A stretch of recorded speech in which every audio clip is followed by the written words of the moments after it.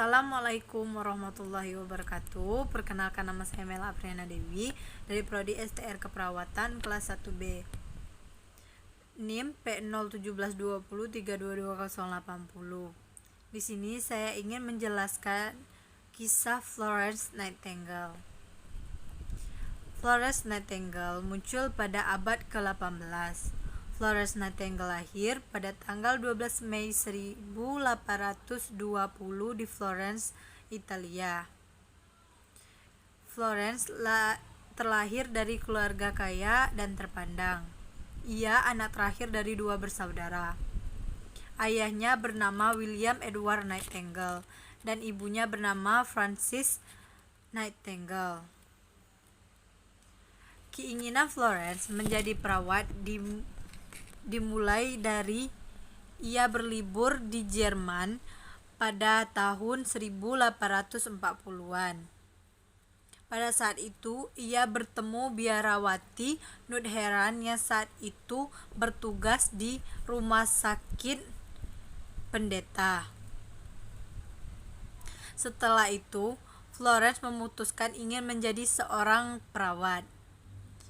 Ia mengatakan kepada keluarganya untuk menjadi seorang perawat karena pada saat itu perawat masih dianggap hina dan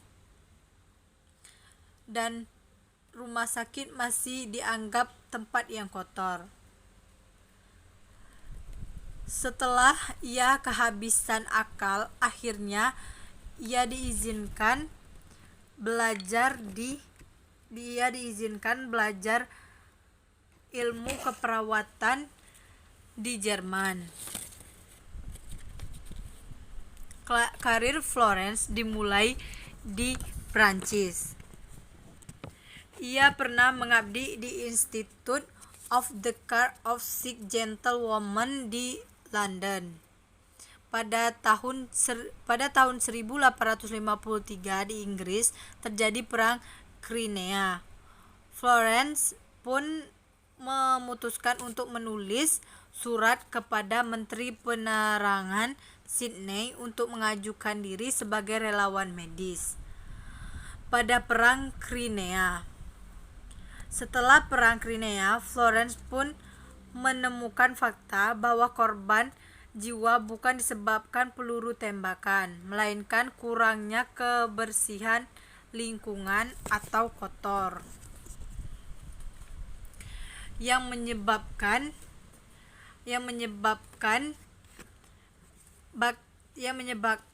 bakteri dan kuman mudah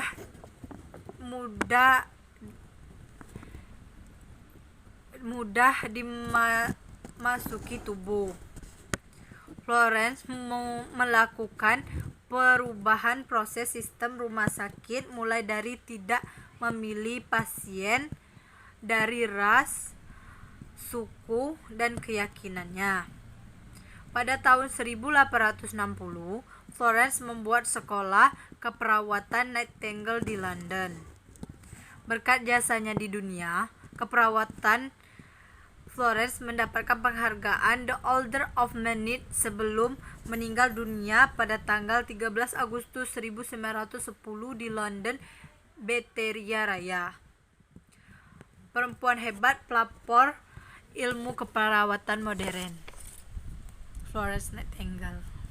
Baiklah, saya akan melanjutkan penjelasan saya yang kedua tentang teori hierarki menurut Abraham Maslow dan Virginia Anderson. Teori hierarki menurut Abraham Maslow, kebutuhan dasar manusia yang dikemukakan Abraham Maslow dalam Porter dan Perry 1997 untuk menjelaskan kebutuhan dasar manusia sebagai berikut. 1. Kebutuhan fisiologi adalah kebutuhan paling dasar seperti oksigen, cairan, nutrisi, tempat tinggal, keseimbangan suhu tubuh, eliminasi, istirahat dan tidur, serta kebutuhan seksual. 2. Kebutuhan rasa aman dan perlindungan. Dibagi menjadi 2. Perlindungan fisik dan perlindungan psikologis. 3. Kebutuhan rasa cinta atau rasa memiliki dan dimiliki. Seperti 1. Memberi dan menerima kasih sayang. 2. Mendapatkan kehangatan keluarga. 3. Memiliki sahabat. 4. Diterima di kelompok sosial dan lain-lain. 4. Kebutuhan akan harga diri dan rasa ingin dihargai oleh orang lain. Seperti 1. Keinginan untuk mendapatkan kekuatan meraih prestasi. 2. Rasa percaya diri dan kemerdekaan diri. 3. Seseorang juga memerlukan pengakuan dari orang lain. 5. Kebutuhan aktualisasi diri, yaitu kebutuhan untuk berkontribusi pada orang lain atau lingkungan serta mencapai potensi diri sepenuhnya.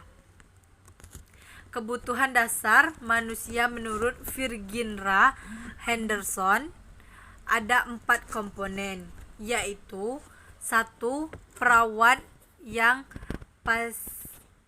merawat pasien sampai sembuh. 2. Motivasi pasien untuk kembali sehat. 3. Kebutuhan untuk menghilangkan limbah yang ada di tubuh. 4. Kebutuhan untuk bergerak dan mempertahankan postur tubuh.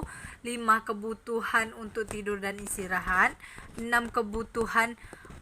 Kebutuhan sandang yang sesuai.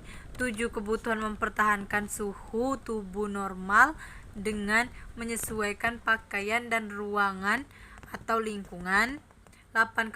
Kebutuhan menjaga dan merawat tubuh serta lingkungan untuk tetap bersih. 9. Kebutuhan untuk melindungi diri sendiri dari bahaya dan tidak juga membahayakan orang lain. 10. Kebutuhan berkomunikasi dengan orang lain untuk mengekspresikan emosi, kebutuhan, ketakutan, maupun pendapat. 11. Kebutuhan untuk menjelaskan ibadah sesuai dengan keyakinan masing-masing. 12. Kebutuhan untuk bekerja dan mendapatkan penghargaan. 13. Kebutuhan untuk bermain atau berlibur dalam berbagai kegiatan rekreasi.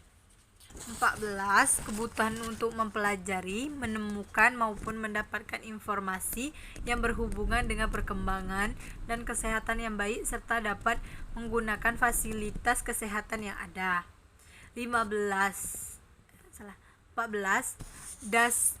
Dasar kebutuhan manusia tersebut adalah secara keseluruhan karena tidak hanya berfokus terhadap kesehatan biologis saja, melainkan mental, spiritual, sosial, emosional, dan lainnya.